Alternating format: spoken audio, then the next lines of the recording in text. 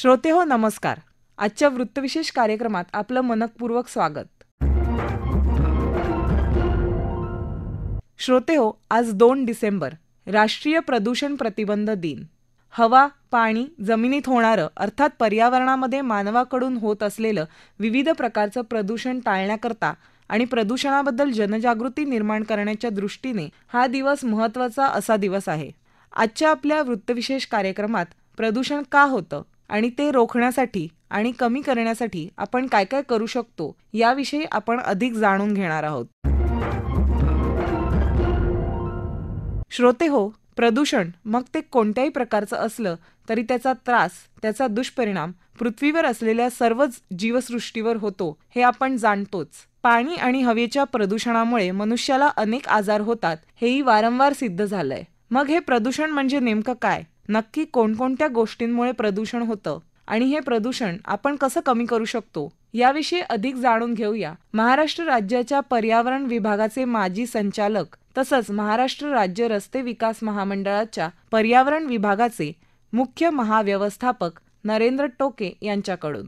सर्वात महत्त्वाचं मला असं वाटतं की हे प्रदूषण म्हणजे काय? प्रदूषण म्हणजे आपल्याला जी पंचमहाभूतं जी आपल्या हिंदू संस्कृतीमध्ये सांगितली गेली आहेत, जशी की हवा, पाणी, पृथ्वी, अग्नी आणि आकाश, यामध्ये आपल्याला जे नैसर्गिक प्राप्त झालं आहे त्यामध्ये काही बदल होणं, याला साध्या भाषेमध्ये प्रदूषण म्हटलं जातं. साधारणतः आपण जर हवेचं प्रदूषण बघितलं तर हवेच्या प्रदूषणामध्ये जे कारणीभूत घटक आहेत ते औद्योगिकरणाचे घटक जे आहेत त्याचं कॉन्ट्रीब्युशन साधारणतः 12 ते 20% आहे. सगळ्यात महत्त्वाचं जे हवेचं प्रदूषण होतं हे तुम्ही आणि मी वापरत असलेल्या विविध प्रकारच्या वाहनांमुळे होतं, ज्याची साधारणतः कॅल्क्युलेशन जर आपण केलं तर 65 ते 70% कॉन्ट्रीब्युशन हे आपले व्हेक्युलर आहे.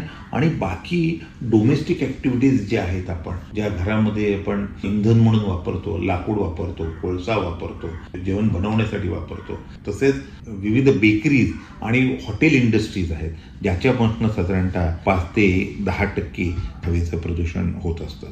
मुंबईतील हवा ही सध्या चर्चेचा विषय चाललेला आहे. जी आपल्या देशाची राजधानी आहे दिल्ली, इथली हवेची गुणवत्ता अतिशय वाईट आहे. त्यामुळे या वाईट गुणवत्तेमध्ये लोकांना श्वसनाचे विकार होणं, त्वचेचे आजार होणं हे स्वाभाविक आहे. या दृष्टीने माननीय सर्वोच्च न्यायालयाने देखील विविध निर्देश जारी केले आहेत, ज्या अनुषंगाने बऱ्याचशा शाळा बंद आहेत, बरेचशा जे कार्यालय आहेत त्यांच्या वेळा ठरवण्यात आलेल्या आहेत. तसंच आपल्या राज्यामध्ये मुंबईमध्ये देखील हवेची गुणवत्ता ही मानकामध्ये नसल्यामुळे माननीय उच्च न्यायालयाने याची दखल घेऊन एक हाय पॉवर कमिटी, एक समिती स्थापन केलेली आहे.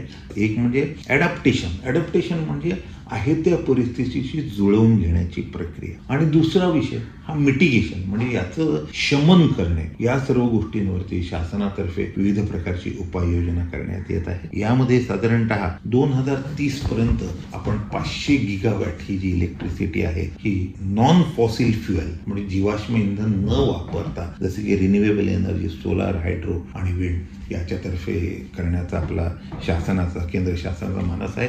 या सर्व गोष्टी घडताना माझ्यासारख्या माणसाला एकच वाटतंय की मला सर्व सुविधा शासनाने प्रोव्हाइड कराव्या. माझं आपल्या सर्वांना एकच आवाहन आहे की आपण सर्वजण मिळून या सर्व गोष्टी, तुम्ही आणि मी, हे प्रत्येक एक माणूस या गोष्टीला प्रयत्न करून आपण या वातावरणीय बदलामध्ये बदल आणू शकतो. यासाठी महाराष्ट्र शासनाची माझी वसुंधरा अभियान जे आहे, आपण हे माझी वसुंधरा अभियान जर बघितलं, अतिशय उत्तम अभियान आहे, ज्यामध्ये पंचमहाभूतामध्ये जी आपली 5 महाभूतं आपण म्हणतो, भूमी, जल, वायू, अग्नी आणि आकाश, याच्यावरती कशा प्रकारे आपण काम करू शकतो आणि याच्यावरती प्रदूषण न होऊ देणं, वातावरणामध्ये प्रदूषण न होऊ देणं, याच्यासाठी आपण काय करू शकतो याबद्दल विस्तृत असा पूर्णपणे अहवाल हा शासनाने तयार करून याच्यावरती सर्व ग्रामपंचायती लेवलपासनं कॉर्पोरेशन लेवलपर्यंत याच्या स्पर्धा देखील ठेवलेल्या आहेत. यामध्ये पाण्याचा पुनर्वापर, पाण्याचं मिनिमम वापर म्हणून आपण काय करू शकतो की इंग्लिशमध्ये त्याला रिड्यूस, रिसायकल आणि रियूज 3 R म्हणतात. म्हणजे गरजेपुरता वापर, मी कमी वापर असा शब्द नाही वापर, गरजेपुरता वापर, पुनर्वापर, ज्याचा जे प्लास्टिक रिसायकलेबल आहे ते रिसायकलेबल प्लास्टिक आपण वापरलं पाहिजे.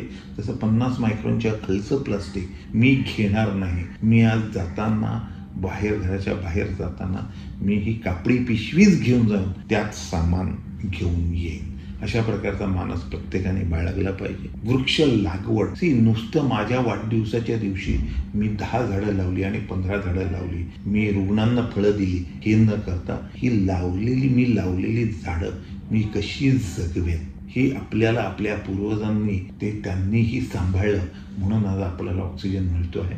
आपण या सर्व गोष्टी करतो आणि आपण आपल्या पुढच्या पिढीला काय देतो आहोत याचा आपण विचार केला पाहिजे. हा सर्व विचार मी नाही शासनाने केला पाहिजे असं हे सर्वांनी मनातून सर्वात अगोदर काढलं पाहिजे. आणि मी माझ्या पुढच्या पिढीला काय देतो आहे याचा विचार करणं अत्यंत गरजेचं आहे असं मला वाटतं. आणि या दृष्टीने प्रत्येकजण प्रयत्न करेल. आणि रियूज म्हणजे पुनर्वापर, प्रत्येक गोष्टीचा पुनर्वापर.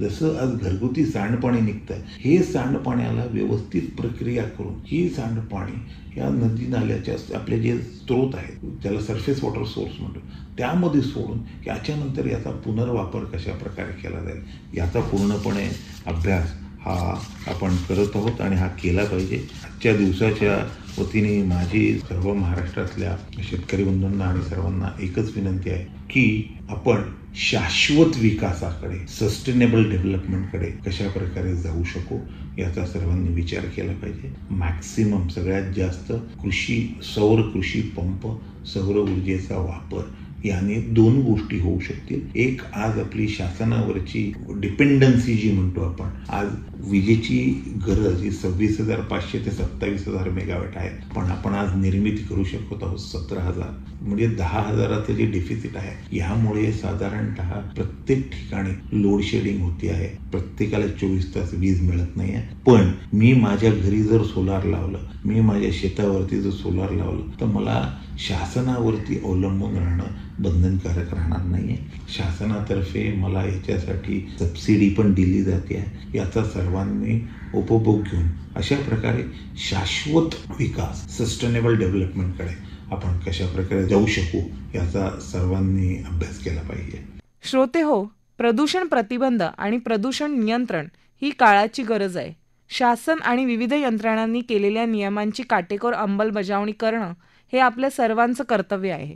प्रदूषणाच्या दुष्परिणामांना सामोरं जाण्यासाठी ते दुष्परिणाम जाणून घेणं आणि त्यावर उपाययोजना करणं हेही महत्त्वाचं आहे. याविषयी अधिक जाणून घेऊया पिंपरी चिंचवड महानगरपालिकेच्या पर्यावरण विभागाचे मुख्य अभियंता संजय नारायण कुलकर्णी यांच्याकडून. आपल्याला ज्ञातच असेल, वायू प्रदूषण खूप मोठ्या प्रमाणात वाढलेलं आहे. शहरं मोठ्या प्रमाणात वाढत आहेत. याचा मुख्य कारण आहे औद्योगिकरण. मोठ्या प्रमाणात औद्योगिकरण वाढल्यामुळे मोठ्या प्रमाणात शहरीकरण होत आहे. भारतातील शहरांची लोकसंख्या ही दिवसेंदिवस खूप मोठ्या प्रमाणात वाढत चाललेली आहे. याचा दुष्परिणाम म्हणून निसर्गाचं प्रदूषण होत आहे. यामध्ये प्रामुख्याने वायू प्रदूषण, जल प्रदूषण, भूमी प्रदूषण या गोष्टी आहेत. मानवाबरोबरच त्याचा दुष्परिणाम निसर्गावर होत आहे, जीवसृष्टीवर होत आहे, एकूण इकोसिस्टीमवर त्याचा दुष्परिणाम होत आहे. त्याचाच इफेक्ट म्हणून आपल्याला क्लायमेट चेंजला सामोरं जावं लागत आहे. क्लायमेट चेंजमुळे अवेळी पाऊस, कडाक्याची थंडी, तीव्र उन्हाळा आणि ढगफुटीसारखे परिणाम आपण आता त्या अनुभवातून जात आहोत. आणि याला एकमेव कारण आहे की या जागतिकीकरणामुळे, औद्योगिकरणामुळे आणि शहरीकरणामुळे जी लोकसंख्या वाढत आहे हा त्यामागचा मुख्य कारण आहे. तर यावर आपल्याला नियंत्रण करण्यासाठी मोठ्या प्रमाणात याची जनजागृती केली पाहिजे. आपण यासाठी काय करू शकतो तर प्रदूषण नियंत्रणाच्या नियमांना प्रसिद्धी देऊ शकतो. नियमांची अंमलबजावणी काटेकोरपणे करण्यासाठी आपण सोसायटीमध्ये जनजागृती करू शकतो. औद्योगिक प्रक्रिया ज्या आहेत वेगवेगळ्या त्या स्वच्छ म्हणजे नॉन पोल्युटेड करण्यासाठी प्रोत्साहन देऊ शकतो. दुष्परिणामाबाबत समाजात जनजागृती करू शकतो. यामध्ये घनकचरा व्यवस्थापन हे सगळ्यात महत्त्वाचं आहे. जलप्रदूषण किंवा जलस्रोतचं प्रदूषण होणारं रोखणे, सार्वजनिक वाहतूक सेवेचा मोठ्या प्रमाणात वापर करून हवा प्रदूषणावर नियंत्रण ठेवणे, स्वच्छ इंधनाचा वापर मोठ्या प्रमाणात करणे.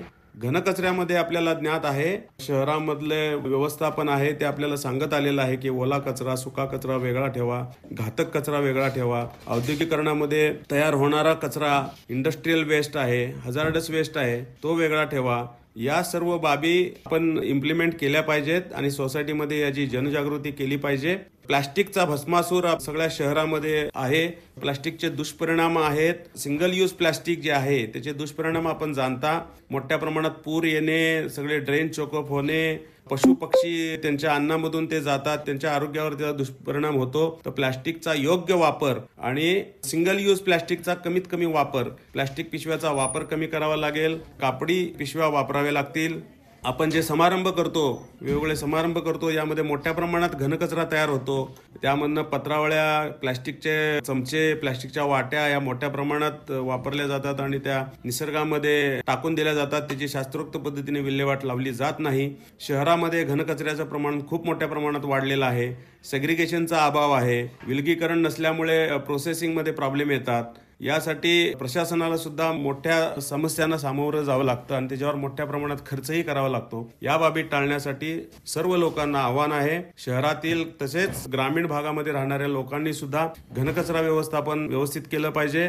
प्रदूषित पाणी कोणत्याही परिस्थितीमध्ये जलस्रोतामध्ये सोडता कामा नये. विदाऊट ट्रीटमेंट कुठलंही सांडपाणी हे नदी नाल्यामध्ये सोडता कामा नये. आपल्या जमिनीचं सुद्धा जे प्रदूषण होतंय मोठ्या प्रमाणात ते पण आपण अवॉइड करायला पाहिजे. तर या बाबी काटेकोरपणे पाळण्यासाठी आणि त्याच्यासाठी जनजागृती करण्यासाठी आजचा हा दिवस आपण राष्ट्रीय प्रदूषण नियंत्रण दिवस म्हणून साजरा केला जातो. आजच्या दिवशी माझं सर्वांना हेच आव्हान आहे की आपण प्रदूषण नियंत्रणासाठी जनजागृती करून मोठ्या प्रमाणात नियंत्रणाला हातभार लावावा ही विनंती.